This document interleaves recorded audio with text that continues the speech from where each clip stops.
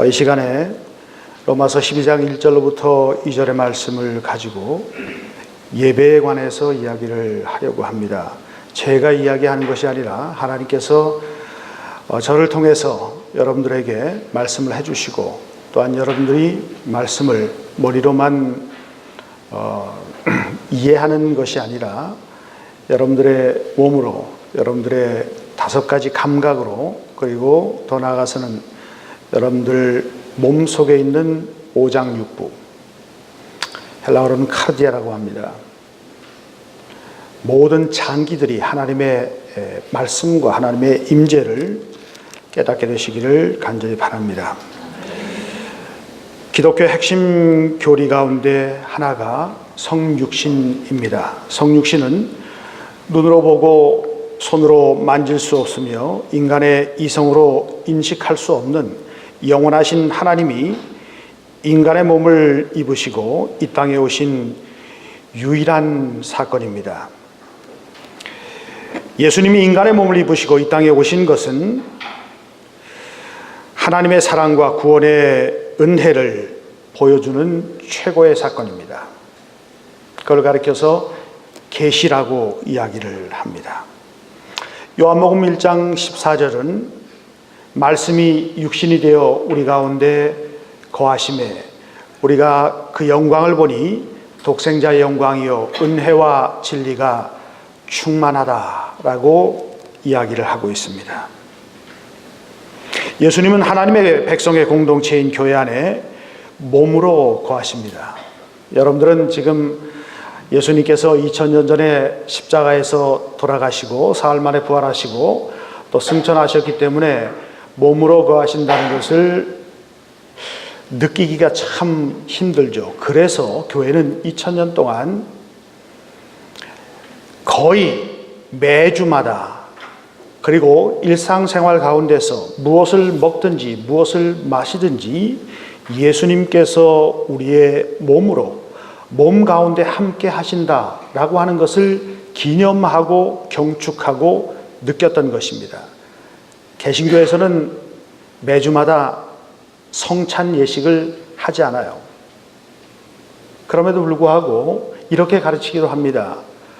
여러분들이 가정에서 어떤 음식을 먹든지 어떤 음료를 마시든지 길거리에서 무엇을 먹든지 마시든지 이것이 하나님의 영광을 위하여 예수 그리스도의 몸에 살과 피에 참여한다라고 하는 그러한 가르침을 가르쳐왔고 또한 가르쳐야만 한다는 것입니다. 성육신에 관한 많은 구절 가운데 우리에게 가장 와닿는 구절이 빌립보서 2장 5절로부터 8절의 말씀입니다. 너희 안에 이 마음을 품으라. 곧 그리스도 예수의 마음이니. 영어 성경 중에 한 성경을 보니까 너희 안에 이 마음을 품으라 라고 하는 이 구절이 your attitude, 태도라고 이야기를 하고 있습니다. 근데 우리는 그것을 마음으로 번역을 했습니다. 몸과 마음은 나눠질 수가 없습니다. 몸 따로 마음 따로가 될 수가 없는 것입니다. 우리의 마음속에 생각하는 것들이 우리의 입으로 고백되고, 입으로 고백되는 것이 우리의 욕망을 자극하게 되고, 우리의 욕망을 자극하는 것이 우리의 행동으로 옮겨지고, 자꾸만 행동하다 보면 그것이 우리의 삶의 일부가 되고, 그 삶의 일부가 굳어진 것을 가리켜서 그 사람의 성격, 성품 혹은 더 나아가서 인격이라고 합니다. 그래서 성질이 더러운 사람을 가리켜서 인격이 쓰레기 같다라고 이야기를 하죠. 그래서 사람의 격이 아니라 동물의 격과 똑같다라고 이야기를 하고 있습니다. 그래서 우리가 심한 욕을 할 때 개 뭐라고 하죠. 6절에 곧 그리스도 예수의 마음이니 그는 근본 하나님의 본체시나 하나님과 동등됨을 취할 것으로 여기지 아니하시고 오히려 자기를 비워 종의 형체를 가지사 사람들과 같이 되셨다라고 얘기하고, 영어로 말하면 being made in human likeness라고 합니다. 인간과 똑같이 되셨다라고 하는 이야기입니다. 그리고 십자가에 죽으셨다라고 이야기를 하고 있습니다. 사람의 모양으로 나타나셨다. 사람처럼 되셨다라고 하는 말씀입니다. 우리가 보통 학습이라고 하는 말을 교육의 현장에서 사용을 합니다. 학은 배울 학자를 쓰고 습은 익힐 습자를 씁니다. 근데 요즘에는 습은 사라지고 학만 남아 있습니다. 배우는 것만 남아 있습니다. 열심히 배우고 열심히 또 배우는데 정진함이 없습니다. 몸으로 습득하여 내 몸이 느끼고 내 몸이 기억하고 내 눈과 내 코와 내 귀와 내 손가락 끝에 지문이 기억하는 그러한 삶이 사라지고 있는 것입니다. 엄청나게 많은 양의 지식을 우리의 뇌 속에 담고 있다고 할지라도 4차 산업혁명이 일어나고 인공지능이 지배하게 되는 세상이 곧 올 거라고 예측을 하는데 인공지능을 쫓아갈 수가 없습니다. AI가 인간이 될 수가 없다는 얘기입니다. 인간은 인간이고 왜 그런가 하면 하나님께서 그렇게 우리를 창조하시고 하나님 자신이 그렇게 우리에게 다가오셨기 때문입니다. 학습은 머리로만 배우는 것이 아니고 마음으로 깨우쳐서 몸으로 체현하고 구현해내는 선한 습관을 통해 오랜 시간 동안 연마되고 갈고 닦여진 인격과 성품을 의미하는 것입니다. 이건 저에게도 참 힘든 얘기죠. 말씀을 전하는 사람들은 참 힘들어요. 왜냐하면 어마무시한 이야기를 여기서 하기 때문에. 구체적으로 표현되지 않은 하나님, 몸으로 드러나지 않은 하나님, 그 하나님이 아니면 우리가 그분과 실제적인 관계를 맺을 방법이 없습니다. 그래서 하나님께서 고안하신 방법이 스스로 이 땅에 내려오신 것입니다. 그리스도인들 공동체가 아버지와 아들과 성령과 하나 되는 경험은 예배를 통해서 이루어집니다. 지금 우리가 예배를 드리고 있죠. 우리가 드리는 예배는 어떤 프로그램이나 공연이 아닙니다. 요즘에는 프로그램을 잘 짜가지고 공연을 하는 듯이 예배를 드리는 것이 그런 부분 교회들이 있는데 젊은이들이 열광을 하기도 하죠. 예배에서 설교는 설교자의 자기 과시도 아니고 신학적인 지식을 드러내는 것도 아니며 또한 많은 도덕적인 교훈들을 제시하는 것도 아닙니다. 또한 예배는 우리를 설교자나 성도들을 즐겁게 하고 만족시키기 위해서 고안된 것도 아닙니다. 본래 예배는 하나님을 향한 인간의 갈망이, 욕망이 최고의 아름다움으로 고양된 것입니다. 하나님께서 사람을 창조하신 본래의 목적은 모든 피조물들이 특별히 창조의 백미인 사람의 창조, 인간 창조, 인간들을 통해서 하나님 당신 한 분만을 향한 열망과 갈망으로 가득 찬 모습을 보기를 원하신다는 것입니다. 당신은 사랑받기 위해서 태어난 사람이라는 찬양이 있는데 일견 이것이 맞는 것처럼 보입니다. 사실입니다만은 그러나 그것보다 더 깊은 의미는 무엇인가 하면은 본래 우리는 하나님을 사랑하는 하나님 한 분만을 열망하기 위해서 이 땅에 태어나서 살아가는 존재들입니다. 그러할 때 우리는 하나님께서 우리에게 베푸시는 사랑과 은혜의 풍성함을 제대로 느낄 수가 있게 되는 것입니다. 이것을 이렇게 표현해 볼 수가 있습니다. 우리가 사랑하는 것이 우리가 예배하는 것이고 우리가 예배하는 것이 우리가 어떤 사람인가를 보여주는 것입니다. 예배는 무엇입니까? 하나님을 사랑하는 그 사랑의 최고의 표현인데 그거 참 어려운 거예요. 제가 36년 전에 서울신학대학교에 다닐 때 제가 어느 날 언덕으로 이루어져 있는데 제가 밑에서 올라가는데 위에서 어떤 한 여학생이 내려오고 있었어요. 그래서 제가 눈을 들어서 이렇게 봤더니 저기 앉아있는 저 여자가 36년 전에 내려오고 있었습니다. 그래서 저 여자의 얼굴을 딱 36년 전의 얼굴입니다. 지금의 얼굴하고 또 다른 얼굴이겠죠. 지금이 훨씬 더 좋다는 얘기입니다. 내려오는 그 얼굴을 보고 딱 0.5초 만에 제가 그걸 느꼈습니다. 성경 구절을 이용해서 신학생이었으니까. 이제 내가 너를 택하였노니 너는 내 것이라.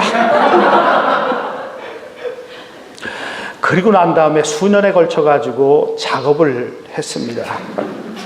그 작업을 할 수 있는 힘이 무엇이었는가 하면은 내 오감이 작동했고 내 오장육부가 이성적으로 합리적으로 따져서 한 것은 절대로 아니에요. 그 열정이 있었기 때문에, 그 열망이 있었기 때문에 지금 함께 한 30년 가까이 살고 있습니다. 그 열망과 열정 때문에 그 뒤에 있는 우리 아들과 딸이 태어났습니다.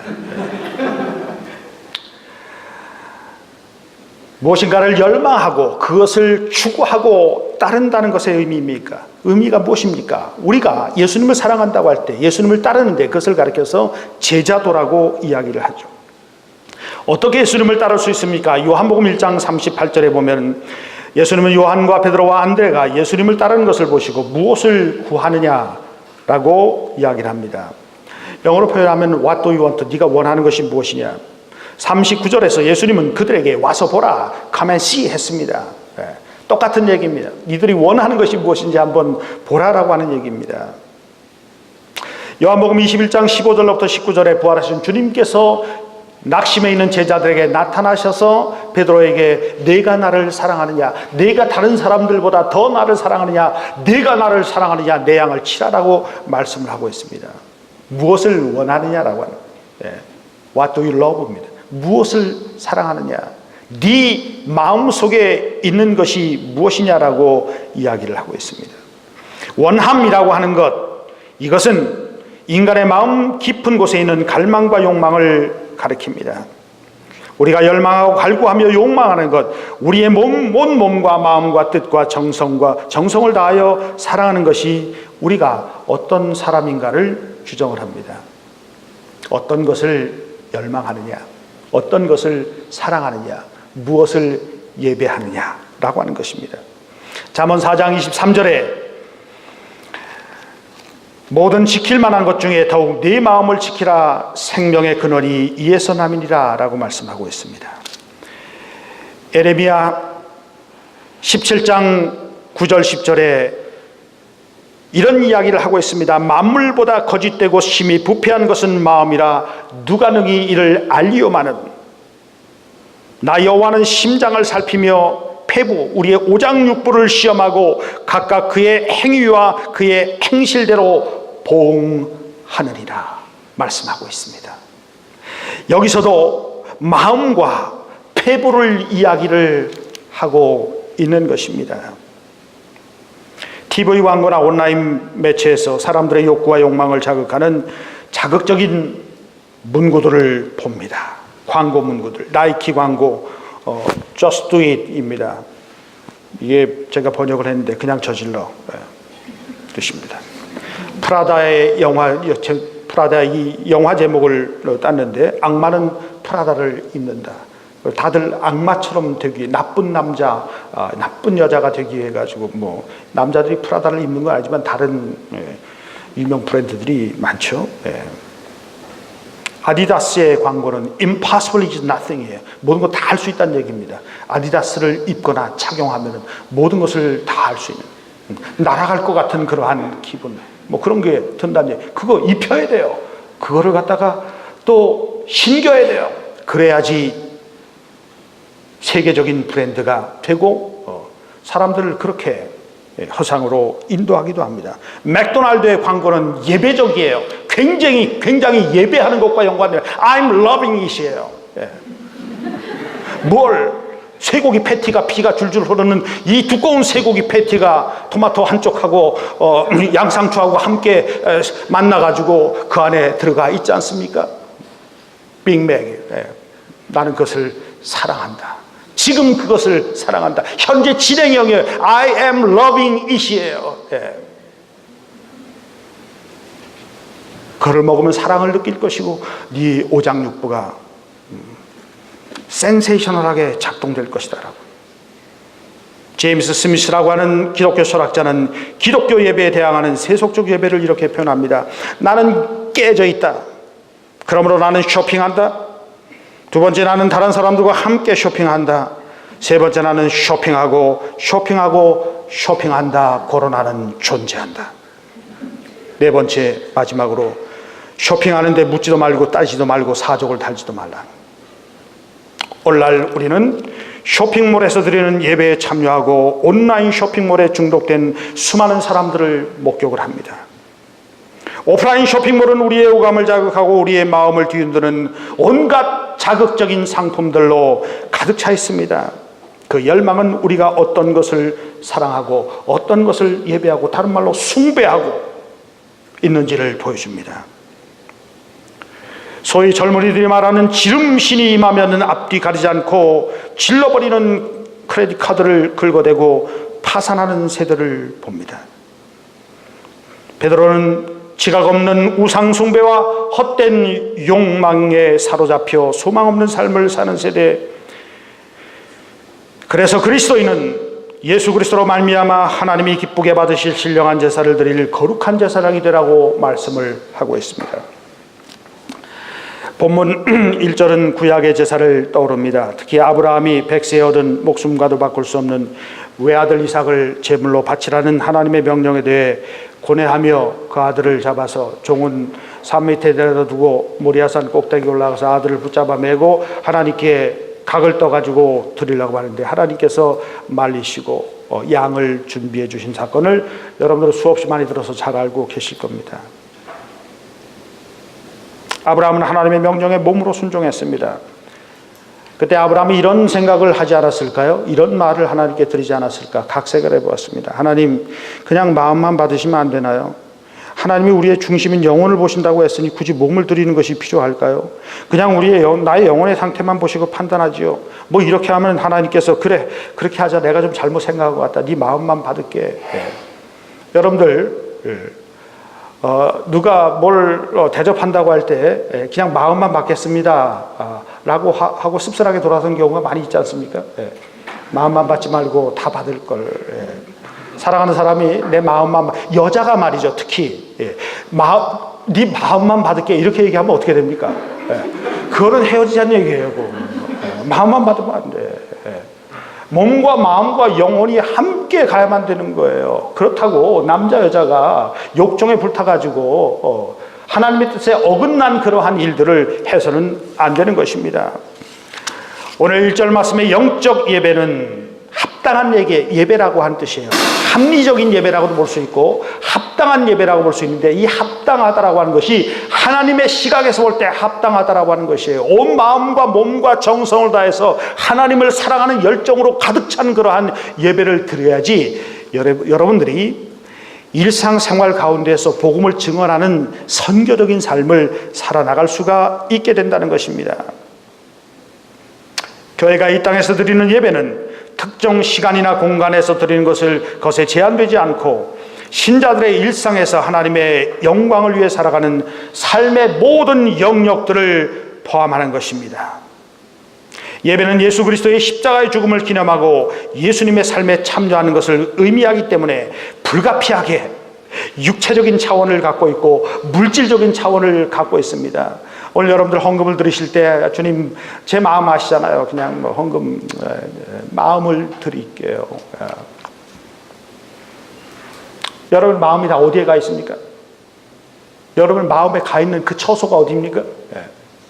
하나님이라고 한다면 제가 여러분들 오늘 예배 드리기 때문에 그건 인정해 드릴게요. 다 그 한자에 가 있죠. 한자. 어떻게 하면 그걸 더 많이 소유할까? 더 많이 벌까? 그렇죠? 여러분들 지금 아무런 대답을 안 하는 것은 내숭 떠는 겁니다. 모든 인간들이 다 거기에 초점을 두고 있는 것입니다.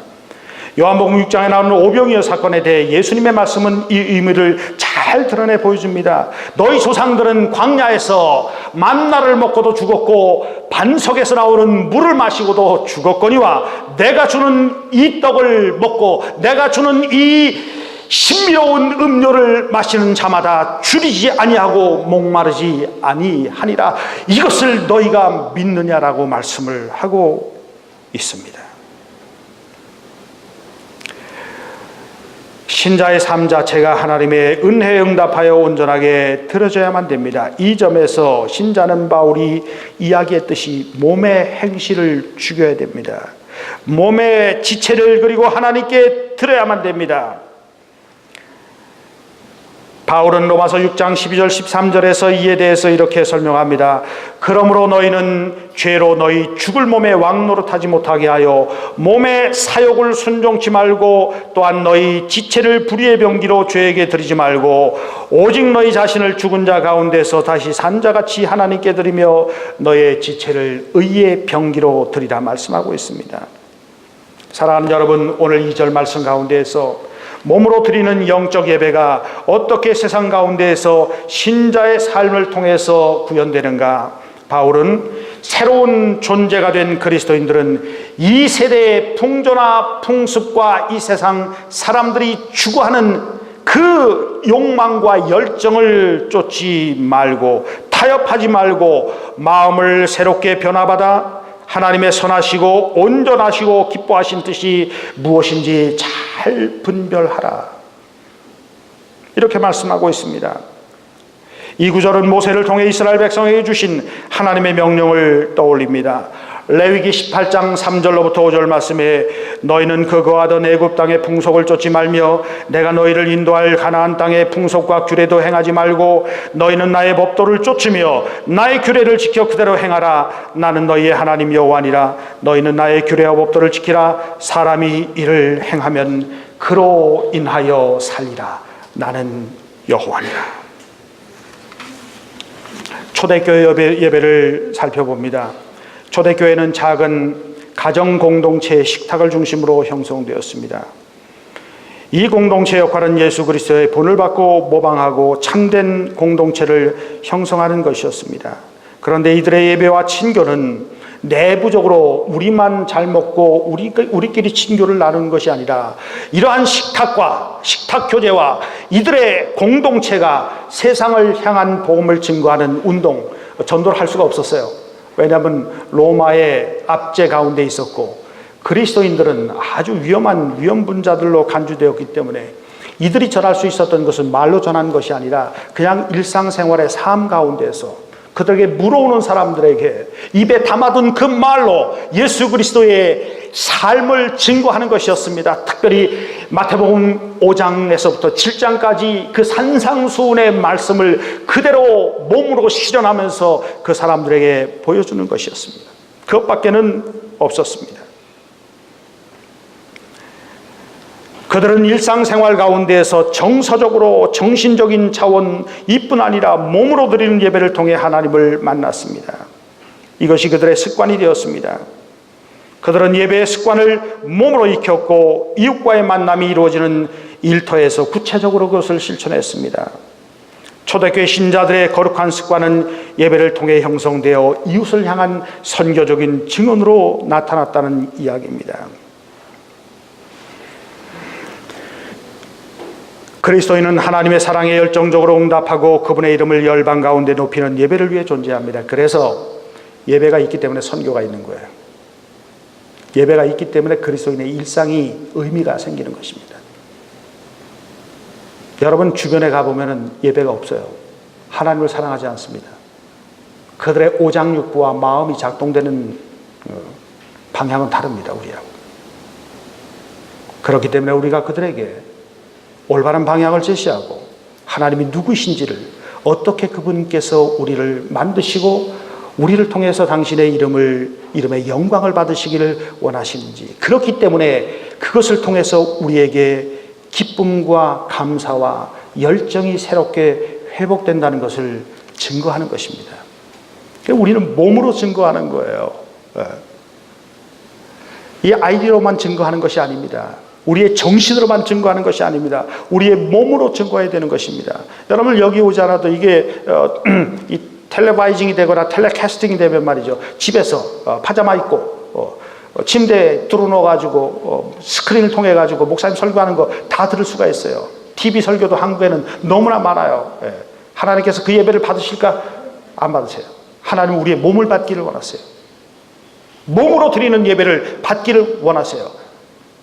여러분 아프리카에서 굶주려 죽어가고 있는 그러한 난민들과 그 어린 아이들에게, 착취당한 어린 아이들에게 여기서 모니터를 통해서 보고 불쌍하다. 그래서 그 문제가 해결될까요? 그렇지 않습니다. 실제적으로 우리가 그 현장 속으로 들어가야만 되는 것이 바로 기독교의 본질인 성육신을 이야기를 하는 것입니다. 인간의 몸을 좀비 아시죠? 살아있는 죽음이라고 하는 좀비, 부산행이라고 하는 그 영화에도 지난해 나왔었는데, 이 좀비처럼 여기는 문화가 우리 주변을 지배하고 있습니다. 몸을 하찮게 여기는 문화에서 몸을 거룩하게 만드는 습관의 형성이 필요합니다. 젊은 시절 인도에 살았던 영국의 수필가이며 신실한 그리스도인인 말콤 머거러지는 어느 날 초저녁 강가에서 목욕을 하고 있는 여성의 실루엣을 목격을 했습니다. 노을에 비친 그 여인은 황홀하게 보였고 원기왕성한 젊은이였던 머거리지는 그녀가 자신을 원한다고 생각을 했습니다. 그는 강가를 따라서 그 여인에게 다가갔습니다. 그리고 가까이 가서 나병으로 문둥병으로 만신창이가 된 벌거벗은 그녀의 모습을 보았습니다. 그 여인의 얼굴은 주름으로 뒤덮여 있었고 이빨은 다 빠져 있었으며 다리는 뒤틀렸고 눈은 썩었고 손가락은 썩어 문드러졌습니다. 머거리지는 구역질을 하며 급하게 돌아 나오며 강물에 자기의 신체의 일부라도 닿지 않으려고 강가를 급하게 벗어났습니다. 실제로 자기 자신에게 충격이 되었던 것은 그 여인의 참담한 상태가 아니라 자기 자신의 연약한 의지를, 몸에 잘못된 욕망을 지배하고 있었던 그 음흉한 성적 욕망이었음을 후에 그는 고백을 했습니다. 그는 이렇게 말합니다. 만일 내가 유일하게 그 장면을 묘사할 수 있었다면 열정적인 한 소년이 강으로 달려가는 근사한 장면을 제시를 할 수가 있습니다. 그것을 육신의 정욕이라고 불렀을 것입니다. 요한은 이야기합니다. 육신의 정욕과 안목에 보는 것의 정욕과 이색의 자랑이라고 얘기합니다. 아담과 이브가 동산중앙의 실과를 보고 느꼈던 것도 보암직도스럽고 먹음직도스럽고 지혜롭게 할 만큼 탐스럽기도 했다라고 이야기를 하고 있습니다. 눈이 밝아서 세상을 보고 하나님보다 더 높은 곳에 올라가려 하는 인간의 탐욕이 어떻게 우리 가운데서 드러나고 있습니까? 머거리지는 강으로 가면서 그 여성의 유혹적인 실루엣이 그를 끌어당기고 있는 것을 느꼈습니다. 여러분들을 끌어당기고 있는 것, 여러분들의 오장육부와 여러분들의 오감이 끌어당기고 있는 것이 무엇입니까? 강에서 물러나면서 머거리지는 그것이 자신의 내면에 그를 몰아넣는 어둠의 세력들이었다는 것을 깨달았습니다. 성령의 능력이 아니면 우리의 썩은 육신의 정욕과 안목의 정욕과 이생의 자랑을 이길 수가 없게 되는 것입니다. 고린도전서 3장 16절로부터 17절에 바울은 너희는 너희가 하나님의 성전인 것과 하나님의 성령이 너희 안에 계시는 것을 알지 못하느냐? 누구든지 하나님의 성전인 너희의 몸을 더럽히면 하나님이 그를 멸하시리라. 하나님의 성전은 거룩하니 너희도 거룩하라 말씀을 하고 있습니다. 우리가 죽음으로 인해 썩을 몸의 쾌락을 위해 살아가지 않고 썩지 않을 영적인 몸으로 영적인 예배를 열망하고 사랑하는 방식을 끊임없이 배우고 우리의 몸으로 익혀야만 될 것입니다. 고린도후서 4장 10절로부터 11절에 바울은 이렇게 이야기하고 있습니다. 우리가 항상 예수의 죽음을 몸에 짊어짐은 예수의 생명이 또한 우리 몸에 나타나게 하려 함이라. 우리 살아있는 자가 항상 예수를 위하여 죽음에 넘겨짐은 예수의 생명이 또한 우리 죽을 육체에 나타나게 하려 합니다. 고린도전서 15장을 부활장이라고 합니다. 거기에 썩지 않을 영화로운 몸으로 부활하게 되리라. 몸의 부활을 얘기하고 있는데 많이 안 믿어요. 우리는 자꾸만 영적인, 죽으면 우리의 영혼이 어디론가 빠져가지고 올라간다고 생각하는데, 썩지 않을 영적인 몸, 그 몸으로 부활하게 된다고 이야기를 하고 있습니다.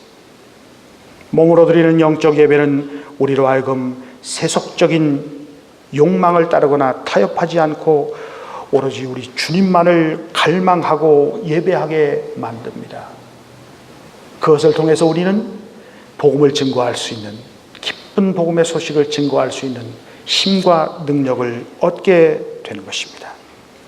변화를 받는다는 것은 우리의 삶의 모든 방식과 태도의 변화입니다. 몸의 일상적인 습관이 성령의 역사로 인해서 꾸준하게 변화되어 나가는 것입니다. 예배를 통해 우리의 몸과 마음을 오로지 하나님께만 향하게 하는 거룩한 습관을 형성하고 일상에서, 가정에서, 일터에서 그리스도의 성품을 드러내시기 바랍니다. 머리나 생각으로 예배를 드리기보다는 우리의 몸, 우리의 감각과 오장육부를 통해 하나님을 사랑하고 열망하는 방식을 끊임없이 습득하는 경건에 이르는 연습이 필요합니다.